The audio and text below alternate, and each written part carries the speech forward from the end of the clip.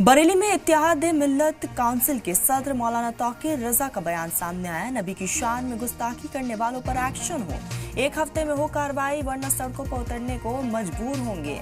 आज मुसलमान कहीं भी महफूज नहीं है, तौकीर रजा की तरफ से कहा गया। धर्म परिवर्तन के नाम पर एक तरफा कार्रवाई हो रही है। भारत में श्रीलंका, नेपाल जैसे हालात हैं। तो तौकीर रजा की तरफ से ये बड़ा बयान सामने आया है। अपने बयानों को लेकर अक्सर सुर्खियों में बने रहते हैं और एक बार फिर से तौकीर रजा की तरफ से ये बड़ा बयान दिया गया। कहा गया कि यहाँ हिंदुस्तान में हालात खराब है, भारत में श्रीलंका, नेपाल जैसे हालात बने हुए हैं और मुसलमान महफूज नहीं है।